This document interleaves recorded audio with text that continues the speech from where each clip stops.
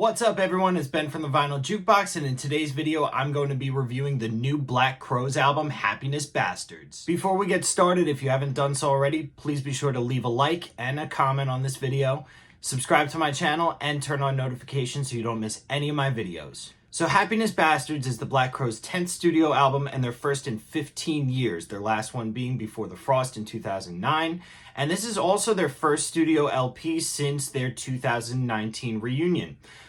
In 2022, they released 1972, which is an EP of covers from 1972, which featured covers from bands like the Rolling Stones, T-Rex, Rod Stewart, David Bowie, and others. And they also released a live album, Shake Your Moneymaker, which was predominantly from their tour where they were playing their first album, Shake Your Moneymaker, in its entirety. So that was released in 2023. This album, Happiness Bastards, was released on Silver Arrow Records and produced by Jay Joyce, who's worked with the Wallflowers, Cage the Elephant, Hailstorm, Zac Brown Band, so he's worked with a variety of different artists. The album runs at 37 minutes and 54 seconds, and it features Chris Robinson on vocals and harmonica, Rich Robinson, his brother, Sven Pippen, original bass player, came back to the band, Nico, I'm not going to get this name right, Nico Barakawa on guitar, Eric Dutch on keyboards, and Brian Griffin on drums, not to be confused with Brian Griffin from Family Guy.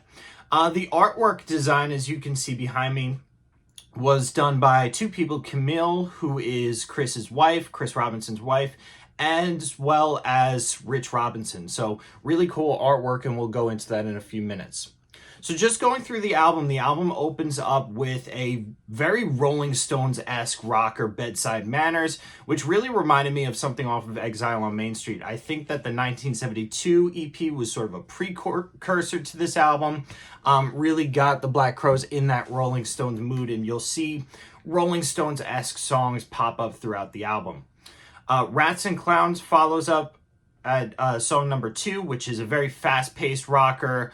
Chris Robinson shows so much energy through his vocals on that song.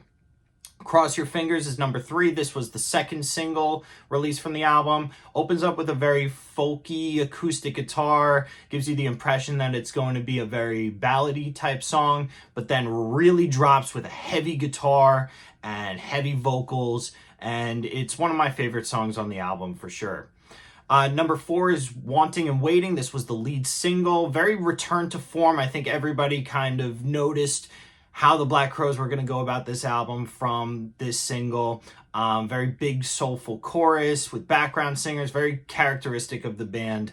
Reminds you of something from the first 2 or 3 albums for sure.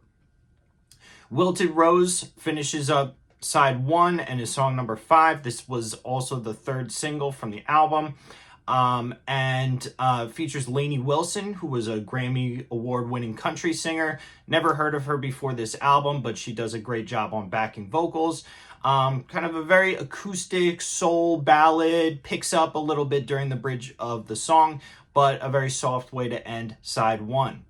Then we go into side 2 with Dirty Cold Sun, song number 6, which is probably my favorite off of the album. Very heavy, dirty groove, guitar riff, catchy chorus, awesome. I was driving to work the other day on album release day and streaming this album, and I noticed as I was listening to that song I was going a bit too fast. So Dirty Cold Sun, definitely a really cool rocker to open up side 2.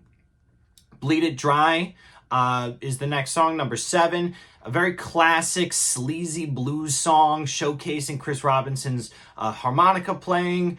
Rich Robinson's slide guitar work is phenomenal. So very, very bluesy song. Flesh Wound, number 8, is the only track that I felt didn't seem to fit in with the others. Very power pop type of song.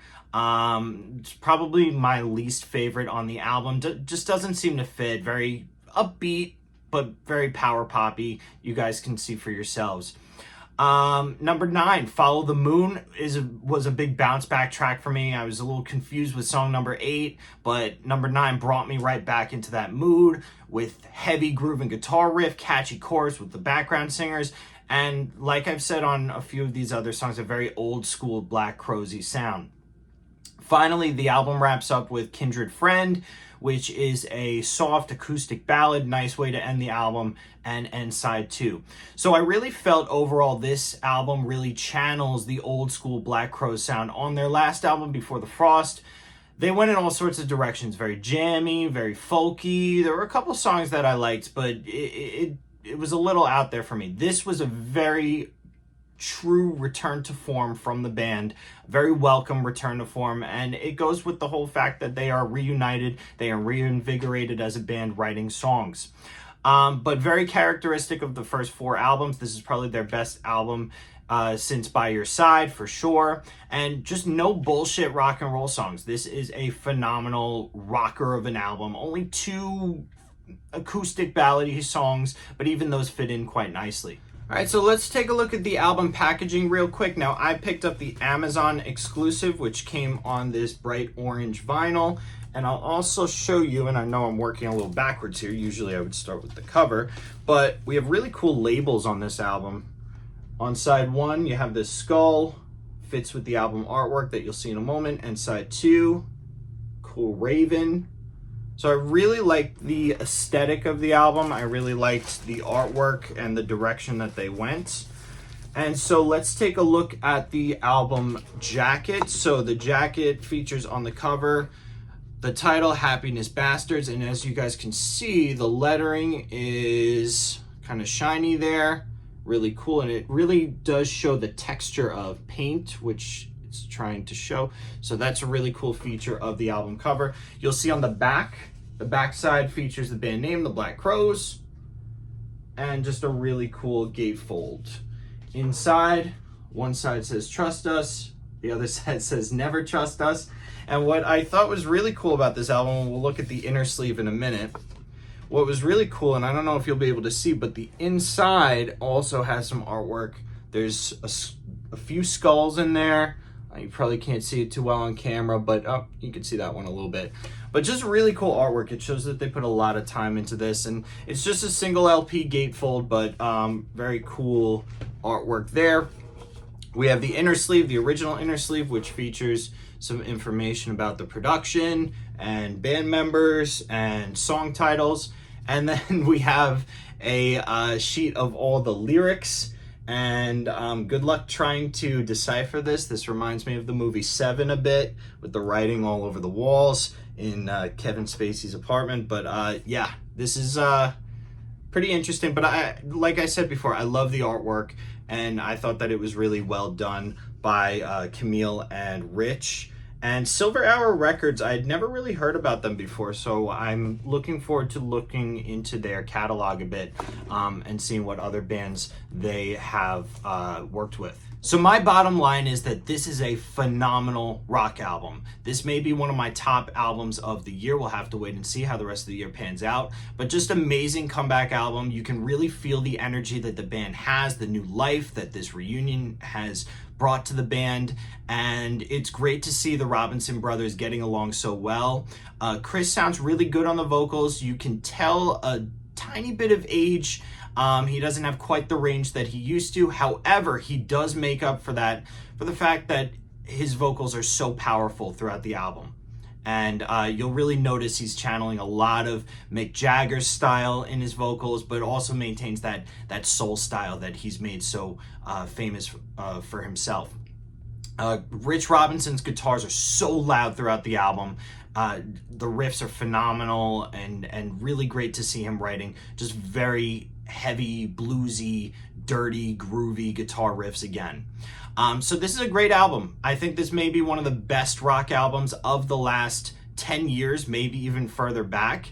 But I'm definitely looking forward to what the band has in store for us moving forward. All right, everybody. Well, there you have it. That is my review of the Black Crowes' new album, Happiness Bastards. And let me know in the comments below, what do you think of the new album? How do you think it compares to previous Black Crowes albums? How do you think it compares to other albums that have been released this year. Is this your top album of the year? Please let me know. Let's talk about it in the comments below.